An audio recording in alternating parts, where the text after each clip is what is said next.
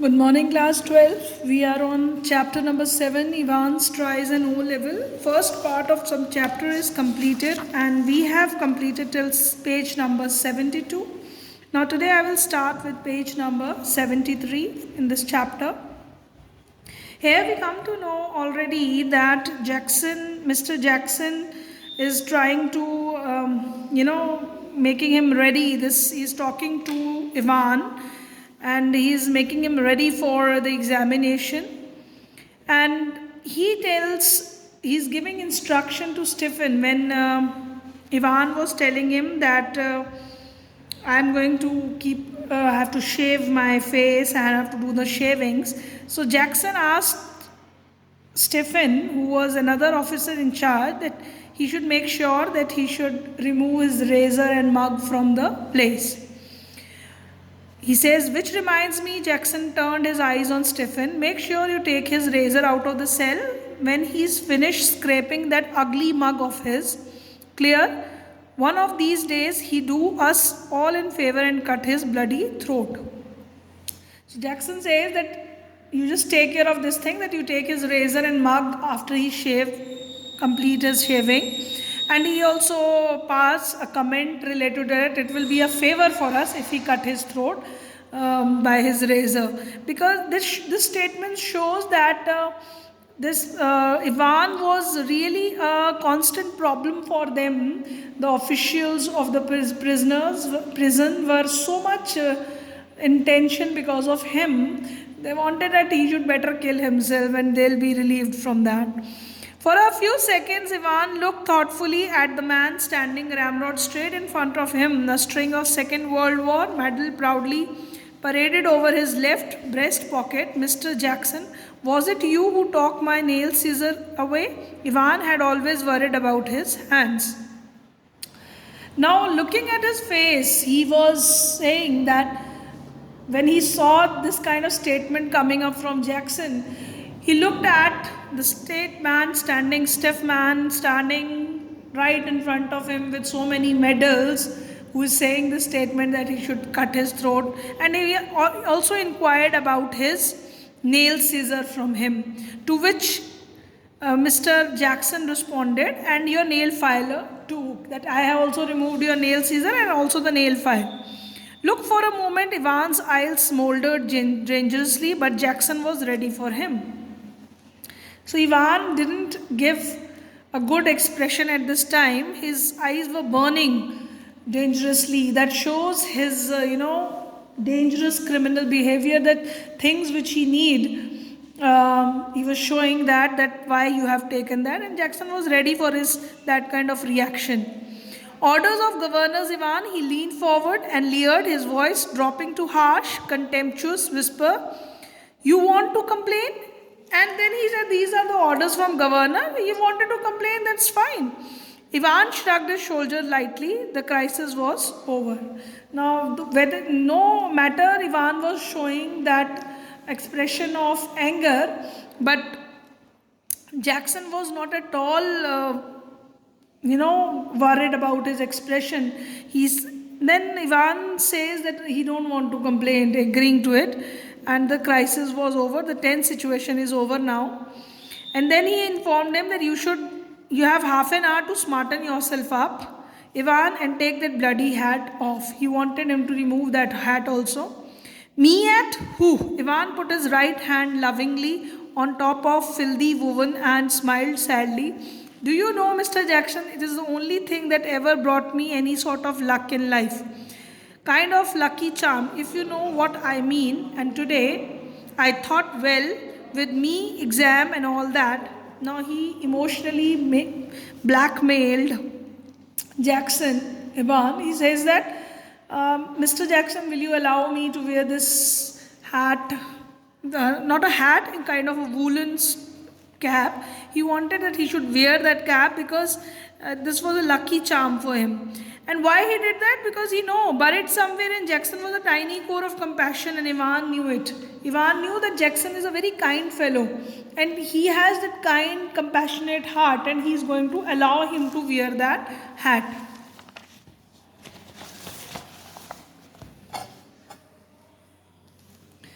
Just this one then, Shirley Temple, if there was one thing that Jackson genuinely loved about Ivan, it was his long wavy hair and get shaving.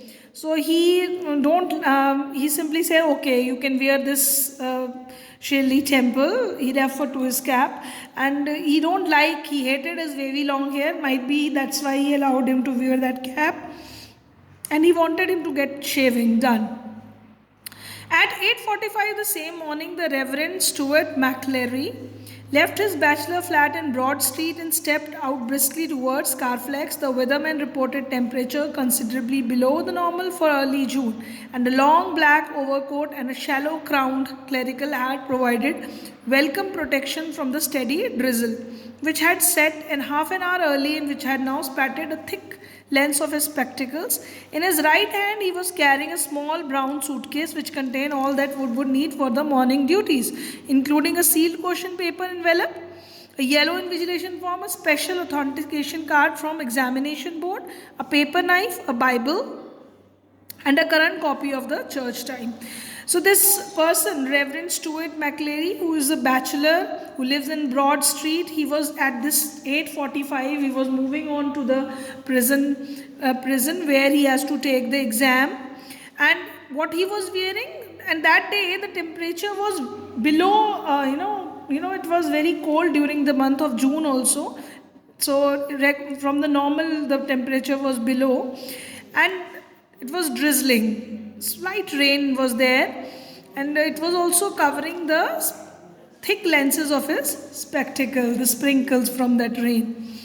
So, and he was carrying a brown suitcase box. You know that an invigilator has to carry all the things which are required during the examination. It may be the question paper, invigilation forms, all these things they require at that time. Even the authentication card, whether the person is genuine from the board examination or not. So, but he was also carrying a Bible.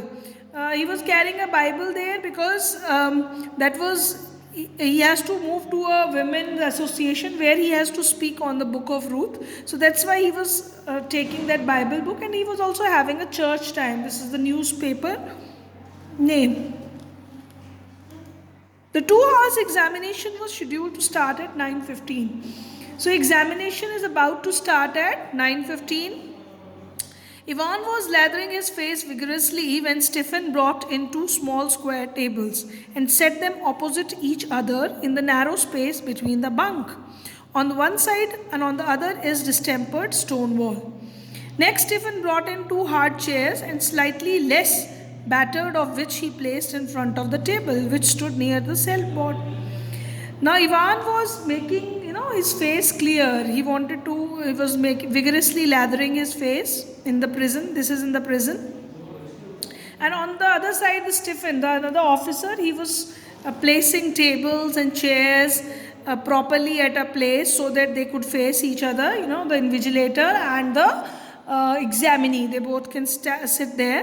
So he was making the arrangement, and Jackson put a brief final appearance. He just came in and he says, behave yourself, lady. He's told this to Ivan, that turned and nodded, and these Jackson point to the pin-ups of. Ivan turned and nodded again. I was going to take them down anyway.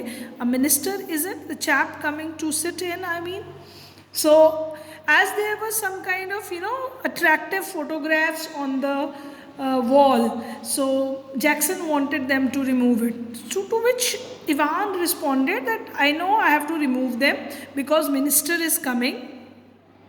At this time, this officer asked him quietly, and how did you know that your minister is coming? So he said, well, I had to sign some forms, didn't I? And I couldn't help. So he said that when I was signing the forms, there I couldn't help. That means I saw it there, that who is coming for invigilation. Ivan drew the razor carefully down his left cheek, and Ivan a neat swath in the white leather. Can I ask you something, Mr. Jackson? Why did they have to bug me in this cell? He nodded his head vaguely to a point above the door. Now he asked question from Mr. Jackson. Now at this point of time, I must tell you children that these officers should be little bit vigilant when they come to know that how did he know that the minister that means a person from church is coming to invigilate, they must have questioned this thing, but they have not questioned. They have shown a little bit carelessness at this point of time. And now Ivan wanted to inquire from Mr. Jackson that you have bugged me in this cell, as you have kept me in this cell, you are looking at me in this cell even, and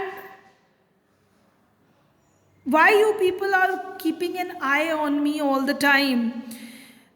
And this was responded by Jackson, not a very neat job, that this is our job. We have to look like spy at you all the time. He confessed that.